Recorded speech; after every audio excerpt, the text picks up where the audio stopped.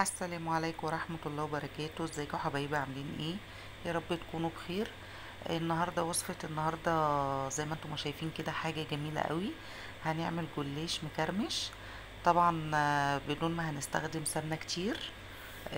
لو عندك لفة جلاش طبعا، مفتفتة او مكسرة بس مش قوي.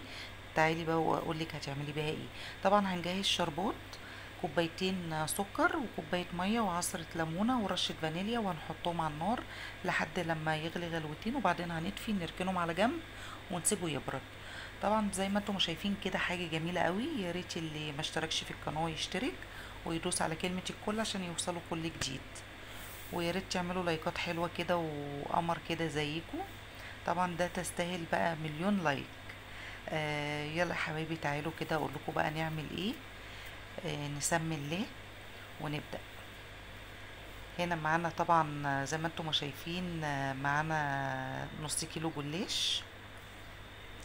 هنجيب صينية وهندهنها سمنة، ومعانا لفة جلاش نص كيلو. طبعا هنفتحها، وبصوا بقى هنمسك ورقة ورقة وهنكرمشها كده ونحطها في الصينية، طبعا بشكل عشوائي يعني مش ان احنا بقى هنطبقها تطبيق يعني، فاهمين؟ زي ما انتم ما شايفين كده مسكتها وطبقتها بشكل عشوائي كده ورصهم جنب بعض. لو الصينية حسيتوا ان هي اتملت ولسه في جلاش، لا طبعا وسعوا وحطوا ايه تاني لحد لما نخلص اللفة كلها. هنجيب سكينة وهنغزها كده عشان خاطر لما نحط التشريبة تتشرب كويس. معانا هنا 3 كوبايات لبن، وكوبايتين ومعلش اسفة، ومعلقتين كاستر، وثلاث معالق سكر، وثلاث معالق سمنة.